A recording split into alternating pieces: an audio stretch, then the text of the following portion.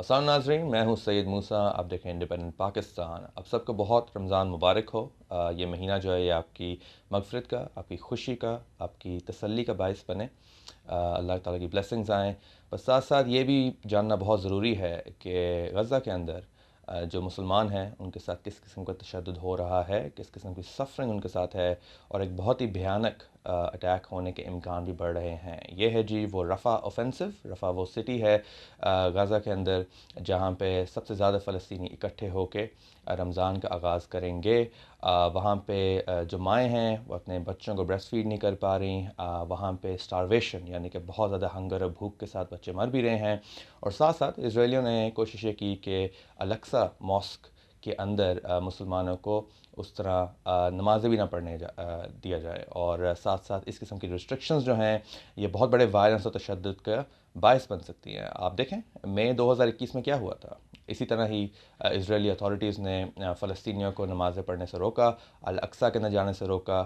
انہوں نے جو پیسفل سٹنز تھے، جس کو آپ اس طرح سے سمجھ لیں کہ آپ باہر بیٹھ کے ایک طرح سے ایک امن والا احتجاج کرتے ہیں، اس کو بھی انہوں نے روکا۔ اور ہوا کیا کہ پھر کلیشز ہوئیں، جو کہ اسرائیلی اتھارٹیز نے بیسکلی تشدد کیا فلسطینیوں کے اوپر، اور پھر جا کے 11 ڈے وار شروع ہوئی ان 11 دنوں میں، جب کہ 230 فلسطینی شہید ہو گئے۔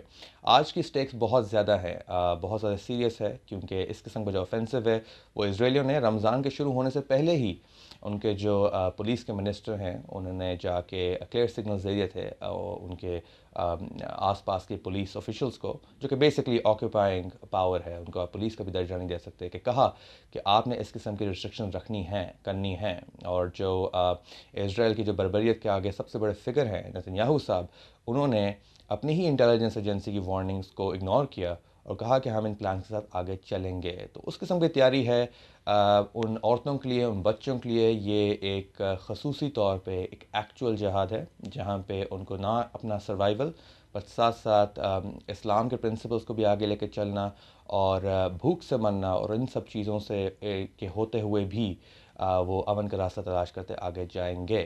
تو اسرائیلی بربریت کے اوپر بہت ساری نظر ہوگی، اور یہ الاقصی کے اوپر جو یہ پرووکیشنز کر رہے ہیں، جس قسم کی ٹینشنز پیدا کر رہے ہیں، یہ صرف اور صرف مسلمانوں کو ان کے بنیادی حق سے محروم کرنے کی ایک اور گھنونی کوشش ہے۔